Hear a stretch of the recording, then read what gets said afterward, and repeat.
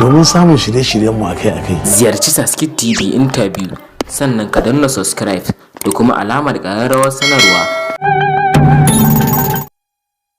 Kai. Sa? Menene? Har ka karaso kenan.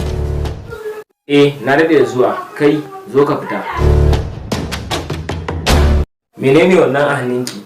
Sa wannan shine fayil ɗin majinyaciyar mu. Dakta, ka ji me ta ce?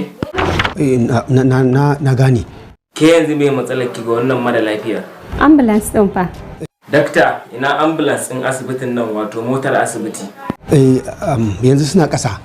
Ki je ki gaya musu su bude su zama ready sai su hauro da motar sai ya saka ta a ciki. Kin ji me yace ku? Ta fito. Okay sir.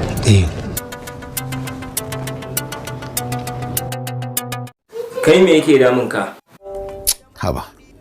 Tambayar ka nake, ka sani ko na san maganin? Wannan yar wahalar ce take so ta sauke min caji. Sa wayan ma kawai gwaran in sa ta dora ta a jirgi ne ko. To, wannan kuma matsalar ka ce. Ko tsayan sa ta salin kawai. Kai. Ya akai? Wannan wace unguwa ce kake? A ina kake haka? Ban gane ina ba kamar ya. Kai wane iri ne? Samuwa ce ta zo. Ina ariyar amma yanzu haka akwai inda nake son zuwa. To, Abali an ce kana nema na gani. Me yasa nake kiran ka awa baka daga min ba? Wallahi uzuri ne ya rike ni. Ka samu wasiƙar da na turo maka?